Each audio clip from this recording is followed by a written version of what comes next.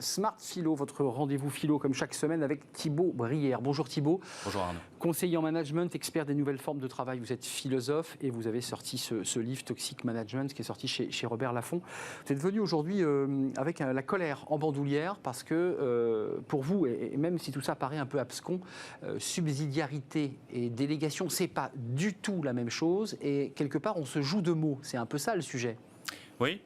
Je suis vraiment venu en colère parce que récemment... Colère froide, rassurez-moi. Colère froide, que j'essaye d'intérioriser le plus possible.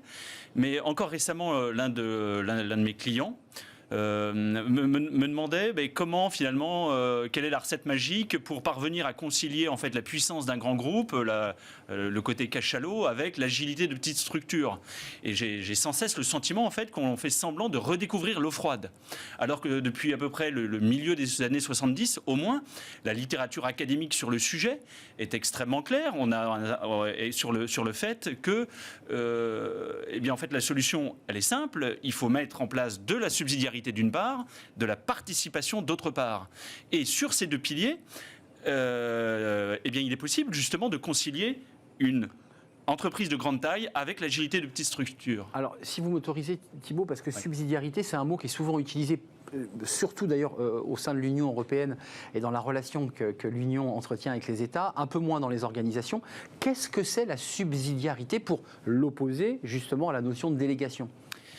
Le principe de subsidiarité, c'est le principe selon lequel le central est considéré comme simplement subsidiaire par rapport aux prérogatives des entités de proximité, des entités de terrain, des business units, comme on dirait en entreprise. Donc c'est lié à la décentralisation. C'est lié à la décentralisation, mais pas seulement, justement, ou plutôt il faut préciser en quel sens. Parce que vous preniez, Arnaud, l'exemple de l'Union européenne. L'Union européenne, justement, essaye de faire à l'échelon supérieur ce que, si je puis dire, l'État français essaye de faire à son échelle par rapport aux régions. Et très souvent, quand on parle justement de décentralisation, on entend par là en fait une sorte de délégation de pouvoir à une entité inférieure. Mais c'est le haut qui va déléguer. Ça, c'est la délégation, c'est quand ça tombe d'en haut. Exactement. Subsidiarité, si je comprends bien, c'est que les énergies au plus près du terrain, décentralisées, donc font remonter des informations, de l'innovation, une réflexion. C'est bien ça l'enjeu. Oui. C'est-à-dire que l'instance qui délègue, d'une certaine manière, c'est le bas. Dans une véritable subsidiarité, c'est le bas qui va déléguer à l'instance supérieure, coordonnatrice, tout ce à quoi elle se reconnaît ne pas être optimale. Enfin, ne pas être la plus compétente. Pour l'accomplir. Or, dans l'Union européenne, on le voit très bien, de plus en plus, en fait, il y a une sorte de dérive depuis un certain nombre de décennies où le haut, finalement, la Commission, les instances en tout cas européennes, laissent simplement aux États ce dont elles ne souhaitent pas s'occuper elles-mêmes. Mais ça, c'est l'inverse de la subsidiarité. C'est de la délégation. Et en entreprise, on se gargarise toute la journée. Et il y a un certain nombre d'entreprises qui sont, de grandes entreprises qui sont spécialisées dans le fait de se dire, chez nous, vous voyez, la subsidiarité, c'est absolument important. Et en fait, quand on regarde d'un petit peu plus près, et j'ai eu l'occasion professionnellement d'avoir des partenariats de recherche avec un certain nombre d'entreprises et donc d'aller y regarder de près sur qu'est-ce qu'ils entendaient précisément par là, par subsidiarité. Et dans la quasi-totalité des cas, il s'agit de délégation.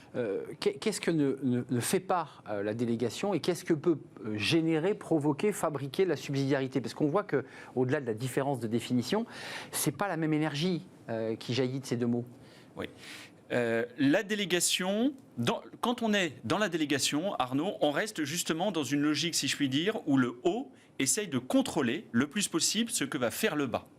Et donc, les conséquences sont bien connues. C'est moins d'innovation ordinaire, moins d'innovation sur le terrain, moins d'autonomie et donc moins d'agilité en fait au niveau des petites structures. Et qu'est-ce que je voulais dire ? Et du coup, est-ce que l'innovation émerge ? Moins de performance.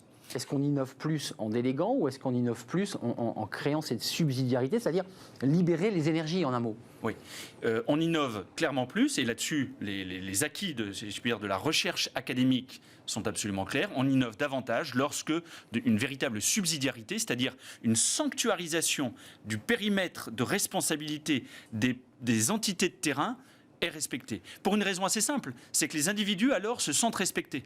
Les gens n'ont pas le sentiment la liberté ou l'autonomie qu'on leur laisse n'est que la longueur de la longe qu'on leur autorise. Et dans ce cadre-là, eh bien, ils s'autorisent à être beaucoup plus libres et à faire ce qui leur paraît en conscience devoir être fait dans le contexte dans lequel ils sont situés.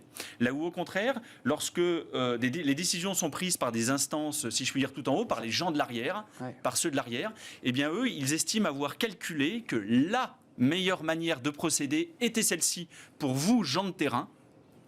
Et que donc vous exécutez. Et donc vous allez exécuter. Mais nous avons déterminé éventuellement que nous pouvions, voire que nous devions rationnellement vous accorder tel niveau d'autonomie.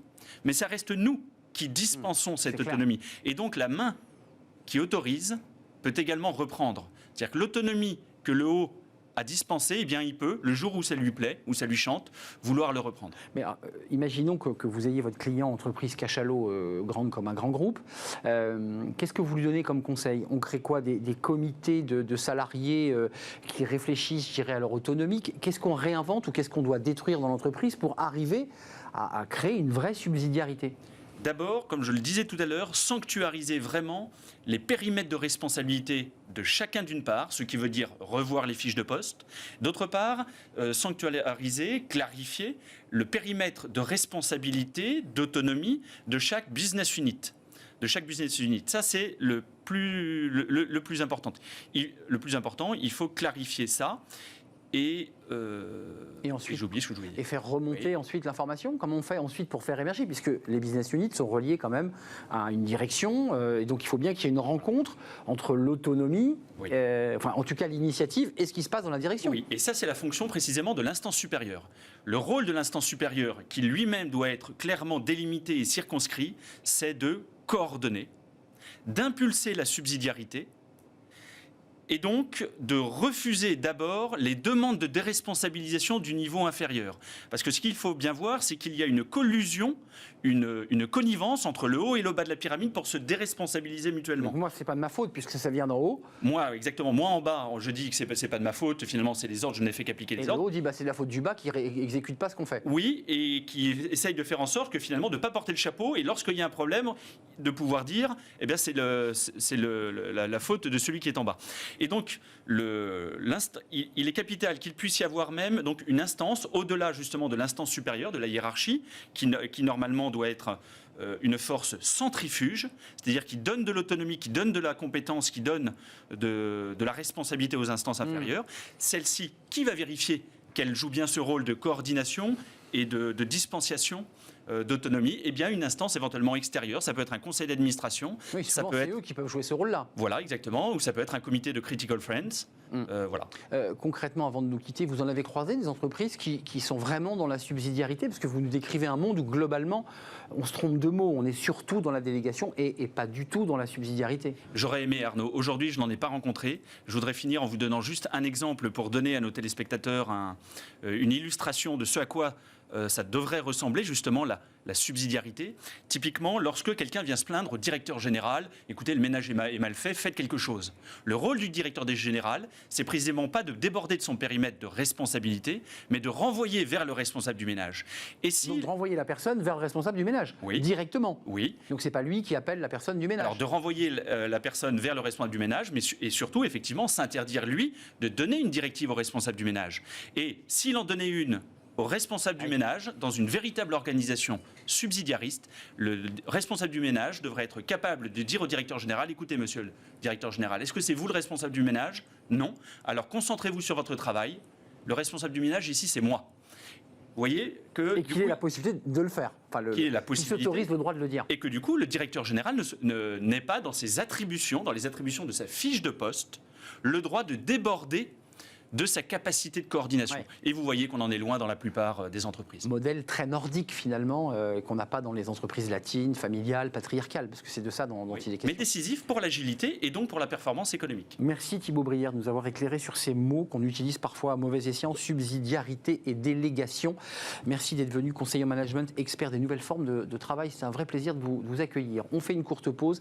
On va se tourner vers le cercle RH, notre débat. On va parler des violences sexistes, violences sexuelles. Il y a une nouvelle loi qui est dans dont les décrets ont été appliqués dès le 31 mars, qui font avancer évidemment la lutte contre ces violences sexistes. On va en parler. Et puis on s'intéressera à un sondage Opinionway avec un observatoire où les chiffres évidemment sont assez impressionnants. Il reste encore beaucoup de chemin à parcourir. On en parle juste après cette courte pause avec mes invités.